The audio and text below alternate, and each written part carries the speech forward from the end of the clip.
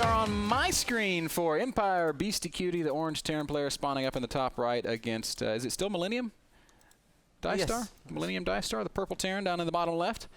TVT on Daybreak. Now I hear this matchup has been craziness on the European ladder recently. Everybody using a lot of Hellbat drops. No worker is safe. Yeah, I mean, we casted Lucifer against 4GG of the Ace Team Story Cup, and that was quite the massacre. It was a massacre, as you so often like to say. So we'll see how these players choose to get to their Battle Hellion drops, but we can pretty much count on the fact that they will eventually do something like that. It looks like Kev, in the meantime, has found another game.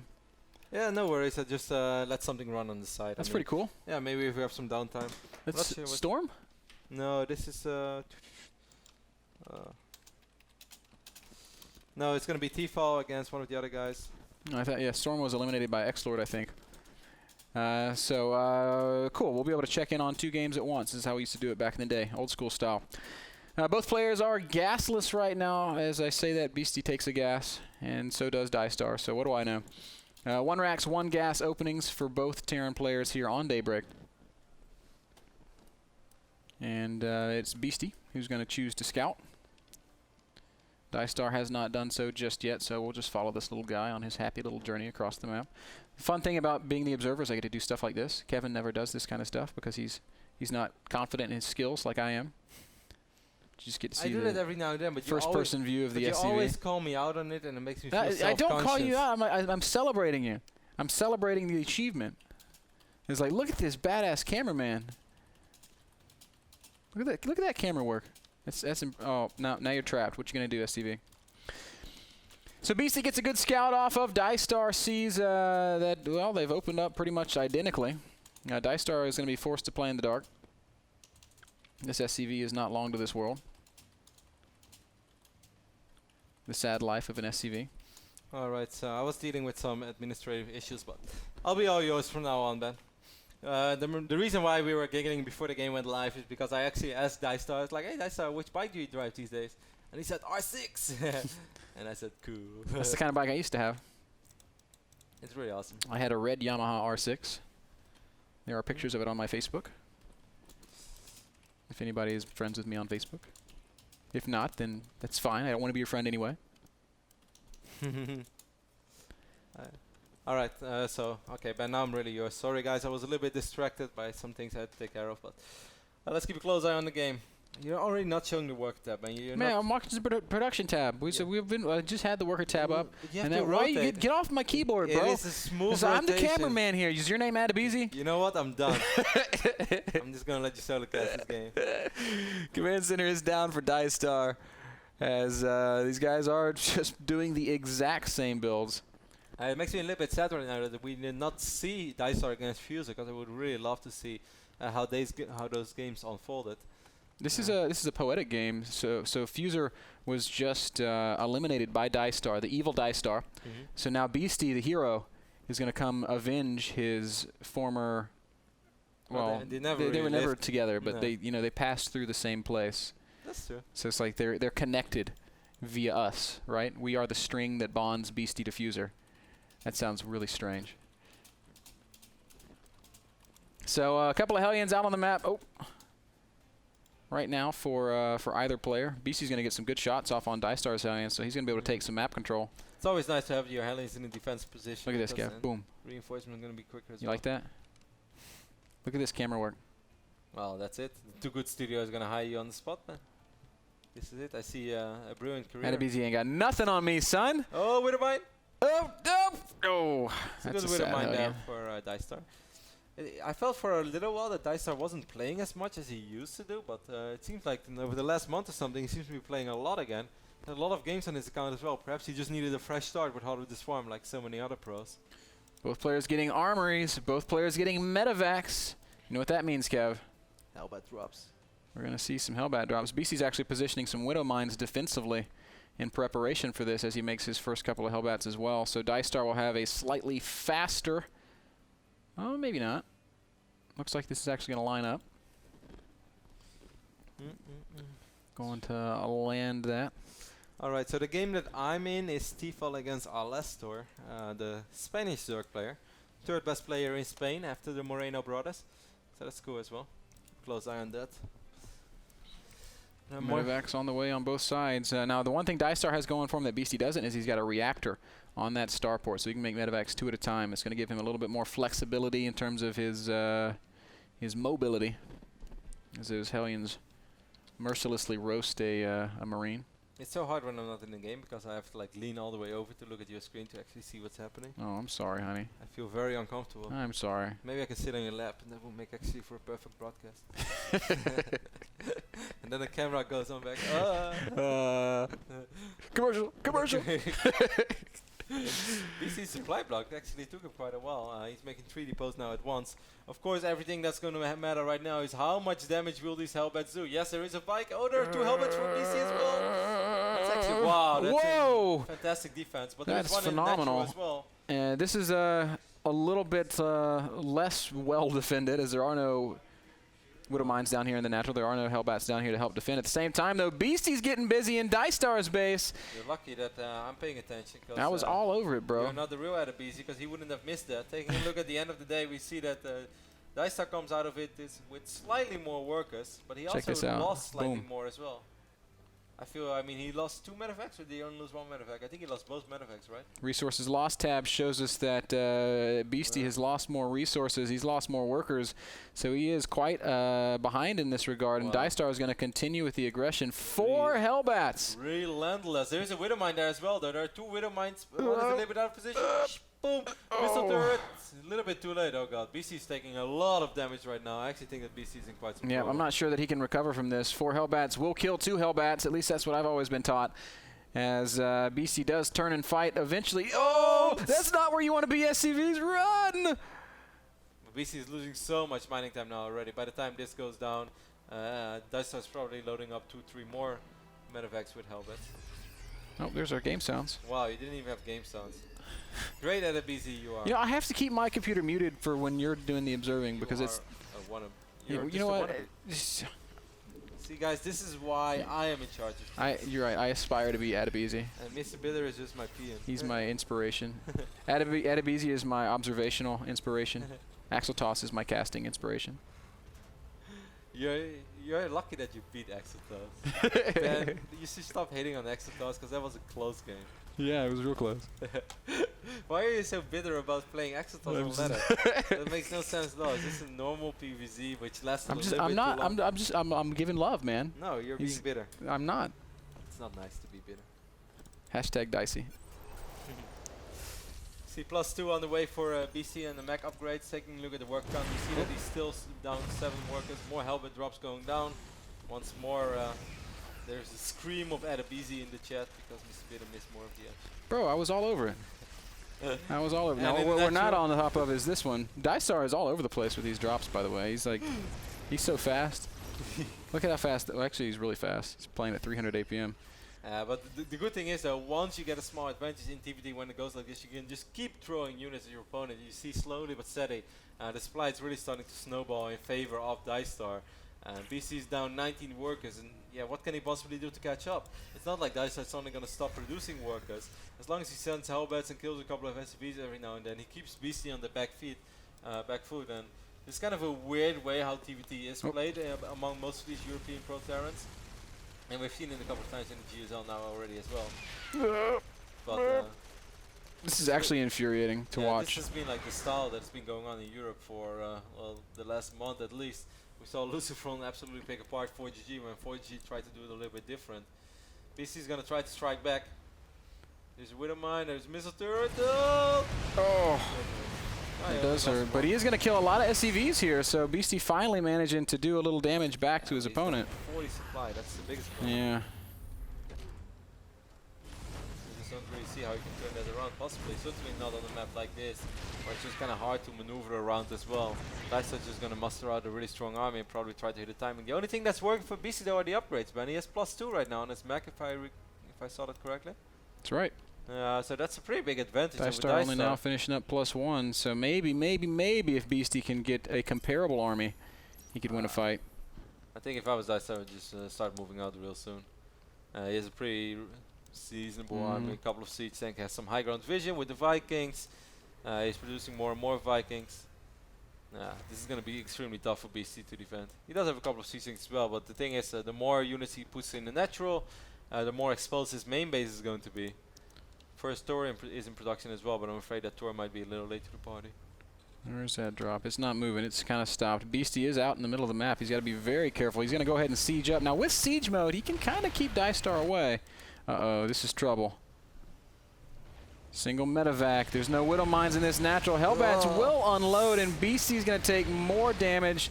Same thing happening up in the main base. A lone Hellbat. This one's not being reacted to at all. Diestar's playing a really solid game, and just from really start to finish.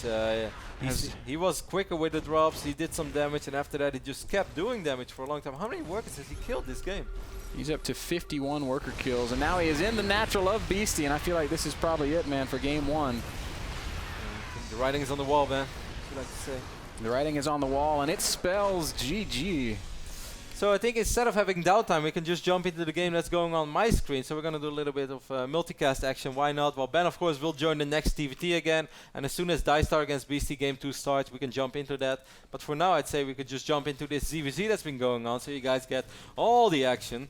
It's going on between Tefel and Alistair. Ben, you're the ZVZ expert. Take it away. Man, I wish I knew what was going on. It looks like Zerglings and Banelings in the third base. I see Spire and Spire on one side, Infestor's on the other one. Somebody's trying to play Infestor. This is a ballsy player. I don't think that bodes well for the Infestor player. Taking a look at the worker count. But we will see. He's up 2 workers. He has a reasonable amount of map control. But yeah, he's going to need some amazing fungals, Ben. Don't you miss saying that? I really miss saying amazing fungals. Well, now when they land, you can actually get away with it and not be these days it's not be overhyping it. No, but these days fungals are pretty amazing. Oh, those that Baneling detonation was not very amazing. That's a great Ling Scout. It's going to spot the Spire, I assume. There is no Spire here. What is that thing building? He's the Infestor player. What is that little thing next to the Baneling nest? It's a sport crawler. Oh, okay. Well, it's about the same size as a Spire. I'm on the angle, yeah, bro. I know. You're not in the game. Oh, that's wait. right. Beasty hosted the wrong map. Okay, so I'm just, while Bitter is going to join the next TVT, because of course we do want to finish the series that we started with, but instead of giving you guys downtime and more blooper videos, even though most of those blooper videos are pretty awesome, I think it's more awesome to just see some additional StarCraft on the side. Certainly because Alistair is a player that I don't see all that often. In action, I want to say. Tefel on the other end, I've seen a little bit more, but it's been a while. Really love casting these Euro guys though. Sincerely miss it. 7 more mutas on the way for Alistair. Swarmhost probably on the way as well. That's pretty interesting. That's a very interesting choice. You love Swarmhost, man. They are very strong on the ground, Kev. Yeah, we can just ask Hyun and what was the other Zerg? Now we disproved the outcome of that. Who was it? Hyun against? It was Hyun versus someone from Invictus Gaming, right? But who was there? Oh, it was Zigua. It was Zigua. It was Zigua. It definitely was Zigua. A lot of mutas out here right now for Storm. He's going to have some great... Is this... No, this is... I keep seeing Storm. It's CM Storm. Alistair. He's got those mutas out. It's going to give him a lot of map control. Hard to land fungals on mutas these days. They're A, very fast, and B, even if you hit 1 or 2 fungals, you better kill the mutas, because just fungling is not good enough anymore. Yeah, they regenerate. Because the regenerate is really quite sick. I see lots of Roaches and Hydras on the way for Tefel. I actually think this is not all that bad for our Infestor player, Ben. You were kind of making fun of him. Yeah, he's kind of hit that point of stability. Honestly, the style that we were seeing, jumping into it late, looks similar to what Ghost User showed us in his games, where you use a lot of Zergling Baneling pressure to buy yourself time to get to this stable Roach Hydra Infestor army.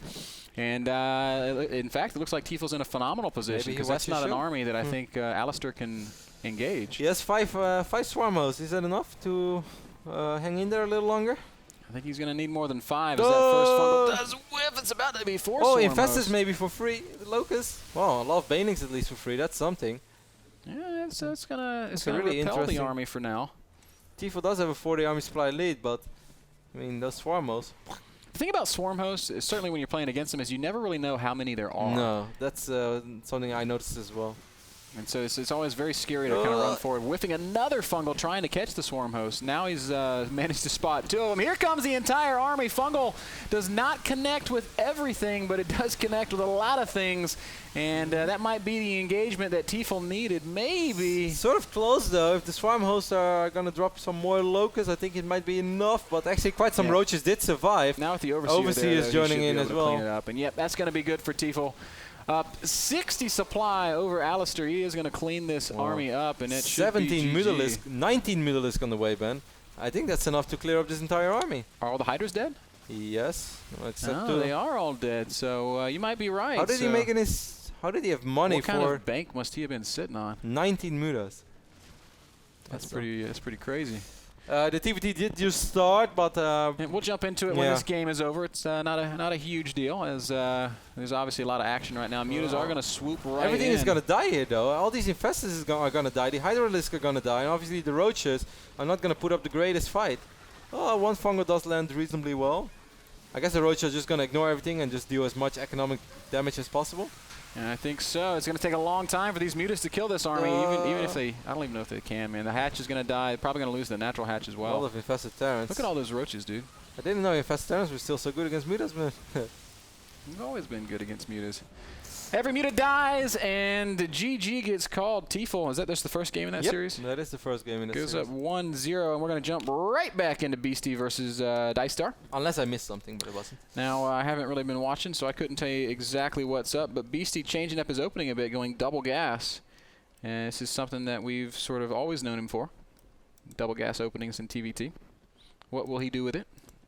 Is the question. Quick Hellbats. Quick Hellbat drop. Actually, it looks like he's going to go Banshee. No, Ben. That's just a mind game. Still Hellbats. We all know it's still Hellbats. I mean, I think that what mattered a lot in the last game is that like Diestar was the player who actually started dropping Hellbats first. He got the tempo. Yeah, he got the tempo, and he just like dictated the pace of the entire game for at least for the next 4 or 5 minutes. I'm going to keep a close eye on my screen, maybe get invited to Tefel against Alistair game number 2. I really feel like Banshees are pretty bad in TVT these days just because of the Widow Mine. Right, one Widow Mine kills a Banshee, right? Yes. No, I don't think so. How much HP did 140? I don't remember off the top of my head. No, I don't think so. Like it would... No. I don't think it kills a Banshee, but it's very close, obviously. We are going to see Banshees with Cloak against Diestar, who's opening in the exact same way. I think Banshee is like 140 or 145. And I think it barely survives a Widow Mine. Certainly a Widow Mine and a turret would make short work of any Banshees. Yes, that would be one shot is probably enough. Just like the Medevac. One shot, one kill. Beasty building Widow Mines of his own. Still no command center from Beasty. Cloak Banshee openings are really quite, well, at least sort of like a mind game on what you currently see. It's been a while since I haven't seen him in so long, and the other day I was laddering and I ran into a guy that went Cloak Banshee, and I was like, oh shoot, what do I do against this? And I just died. I have to admit, in the 350, 400 ladder games I had so far in HOTS, I have not had a single Terran open Cloak Banshee against me yet. Yeah, I was so confused when it happened. I like totally overreacted. I mean, like 8 Spore Crawlers. I was like, I think this is overkill. What do I do? It turns out it was just one starport, and then he went like right into a stim bio push, and I was like, well, I guess I'm dead. I had one guy who went double starport Banshee, but yeah, I kind of saw that one coming, and then had a couple of High Templars, and I just feedback. And he tried to kill all the observers. Anyway, long story short, like one game in 400 games. But BC showing us that it's not completely uncommon yet. 140 hit points will be enough to take one Widow Mine shot. But is there armor? No armor. But Widow Mine does what, 125, I think. Yes. It does extra damage against shields, obviously, but... And GG. Well, that's enough. Bloop. And that's why we don't see Cloak Banshees very often in TVT these days. It's not the best opening here for Beasty. Beasty right now is so unhappy. A player who has had a really good run in the previous 2 days of the European WCS qualifiers. Made it to the round of 8 twice. Well, once more, the sound was a little bit late. This is just a lag, guys. We're on a delay here. It's because Ben is no Adabisi. That's what it all boils down to. Armory is up for Beasty, so we could potentially follow this up with some serious mech play now as well. Maybe we're going to see some Hellbat drops eventually. Did he finish Cloak? Yep. And he's continuing to produce Banshees. So Beasty is playing with fire. Yeah, he's serious about doing something with his investment. He's not quite going to kill that Widow Mine, but scan's going to go down, and immediately that Banshee's going to be chased away. I bet he will survive at least. And he did force a scan, so it's going to slow things down a little bit. Beasty knows about that Widow Mine now as well. That kind of helps. How much energy is there left? Quite a bit. Yep, she's got 24 oh, what's energy going on? left. Beasty's main base, man. What? How did that guy get there? I don't know. I guess he just ran past. Oh, all the SCVs are lined up for this one heli. Oh my god, Beasty. No, Beasty. Well, or Diestar, No. for that matter. Wow, that could have been so ugly. Could have been the biggest hero heli. No, that's kind of fun. Banshee's going to make her way over into the main once more, fly right over the Widow Mine. Once upon a time, Widow Mines could detect. I was just thinking about that. That was so ridiculous. Fly your observer over Widow Mine. Poof. Yeah. What the hell just happened to my observer? Beasty's actually doing an okay job keeping this Banshee alive, but I feel like she's her time has come. She's got to get out of here. I mean, it's all going to come down to how both players are going to transition out She of this killed weird 6 phase. SCVs. I don't know if that quite justifies the investment, but Forced a couple of scans as well. Now he's going to get maybe 3 more. That's the second one. This is the third one. That's quite nice. And he also slows down the production of those factories. So this has been the most successful Banshee since. That's why Beasty should send it home and give it a Medal of Honor. What is this push? This is the March of the Hellbats. I really don't understand this unit. Look, it has tires on its shoulders. It's Transformers in StarCraft, man. Do you think this thing would float if you threw it in the water? That was a Widow Mine. I bet it would. Oh, oof. This one guy really took one for the team. Hellbat Banshee push is actually kind of an intimidating thing when you think about it. But Diestar should have more than enough units to... Well, I don't know. 7 Marines. This is actually really scary. What is that coming for Beasty? Is it SCVs? No, more Hellbats and a couple of tanks. I really like this follow-up by Beasty a lot, actually. It's really not anything that Diestar has right now. This one Banshee, killing those 2-3 SCVs that were building the factories, is super MVP right now, because it really slowed down Diestar's production so much. And it might actually be that Diestar just simply does not have enough units to deal with this little push. Yeah, and without having to research siege mode, Beasty can just walk right up here, and Diestar has his back against the ropes all of a sudden. Siege tanks are going to go down. Marines just don't even stand a chance against Hellbats. I really like this pressure from Beasty a lot. The 2 siege tanks are perfect. That Viking will die. That also means there's no anti-air right now to deal with the Banshee. What a weird and effective little push here from Beasty. It's really cool strat. Yeah, cool build. Really cool build. Making the Banshees work, using them for more than just economic harassment. I like kind of using them in the army. And I mean, if this push comes 20 seconds later, or there are 2 siege tanks in production, it is not going to work. But GG. the Banshees really slowed it down a little bit.